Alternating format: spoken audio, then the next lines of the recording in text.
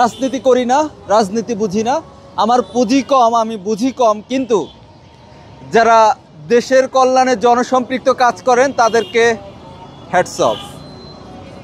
আমাদের রংপুর বিভাগে 5টা জেলা আছে, 5টা জেলাকে সাপোর্ট করেন, জানি তিস্তা আন্দোলনে জানি ওরা সার্থক হয়ে যায়, আর আমরা জানি তিস্তা পারের লোক অনেক ভালো থাকতে পারি।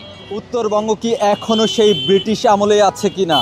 বাস্তবতা হলো চট্টগ্রাম, নোয়াখালী, কুমিল্লার কোনো কিছু ঘটলেই সেটা আলোচনায় আসে, হাইপ পায়, কিন্তু 100 কিলোমিটার জুড়ে তিস্তা মহাপরিকল্পনার যে মশাল মিছিল হয়েছে সেটা কেন এত আলোচনায় নাই? এখন আমি আছি সেই বাংলাদেশে আলোচিত নির্বাচন ভবনের সামনে।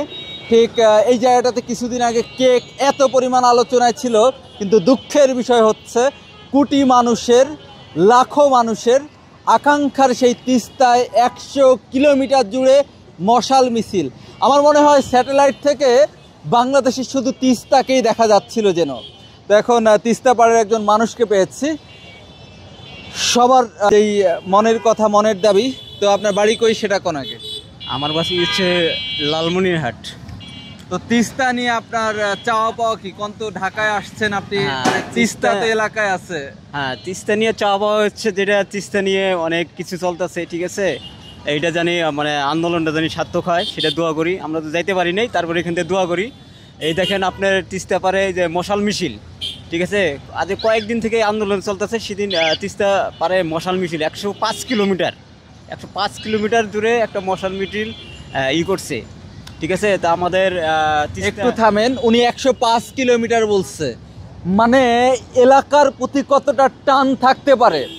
উনি রিক্সা চালান ঢাকায়, কিন্তু মনটা পড়ে আছে সেই তিস্তায়। উনি স্পেসিফিকভাবে বলছে, অনেক শিক্ষিতরাও এটা বুঝবেন না হয়তো। আসলে মানে কি বলবো, মানে মামা আমরা যে মানে বন্যায় ভাসে যাই, আবার যখন আবাদ করি তখন পানি পাই না। তো এটার উপযুক্ত শিক্ষা কি হতে পারে, কিভাবে আমরা এর সমাধান পেতে পারি বলেন তো?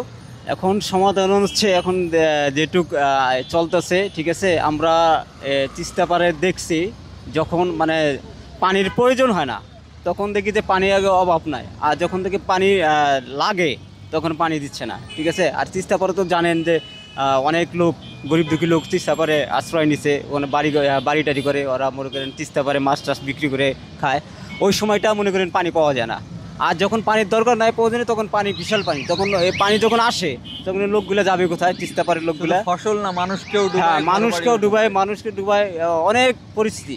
তা আমাদের লালমিরহাট জেলার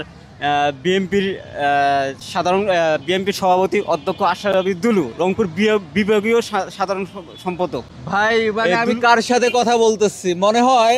বাংলাদেশের টক শো কারা করেন I have no idea, but talk শোতে এই মানুষটাও ডিজার্ভ করে কথা বলার জন্য। মানে একটা অন্যরকম আলোচনা চলছে, আমিও শুনছি, বলেন। আমাদের এই লালমিরহাটের যে মানে তিস্তা যে প্রধান সমন্বয়ক প্রধান, ও হচ্ছে আমাদের লালমিরহাটের বিএনপির, ঠিক আছে, সাবেক উপমন্ত্রী ছিল অধ্যক্ষ আশরাফি দুলু ভাই। উনি একটা খুবই ভালো মানুষ, ওনার ডাকাই কিন্তু কাজ তিস্তা পারে এরকম তিস্তা আন্দোলনে আমাদের দুলুভাই অনেক একটা ডিসিশন নিছে, অনেক ভালো লাগছে। আর দুলুভাই তো এমনিতে লালমিরহাটের একটা মনে করেন উন্নয়ন করছে, অনেক উন্নয়ন করছে লালমিরহাটে। সারা বাংলাদেশের লোকে বলবো আমাদের তিস্তা পারের আপনারা সবাই সাপোর্ট করেন। আমাদের রংপুর বিভাগে 5টা জেলা আছে, 5টা জেলাকে সাপোর্ট করেন, জানি তিস্তা আন্দোলনে জানি ওরা সার্থক হয়ে যায়, আর আমরা জানি তিস্তা পারের লোক অনেক ভালো থাকতে পারি। আমরা যেন ভালো থাকতে পারি। ঢাকা আমি রিক্সা চালাই, কিন্তু আমার মনটা পড়ে আছে সেই তিস্তায়। উনি যে বস্তুনিষ্ঠ এবং যুক্তি নির্ভর কথা বলেছেন, নেতা হতে হলে মনে হয় এমনই হতে হয়, যাকে ভালোবাসবে সেই সুদূরে বাস করলেও যাকে ভালোবাসা যায়।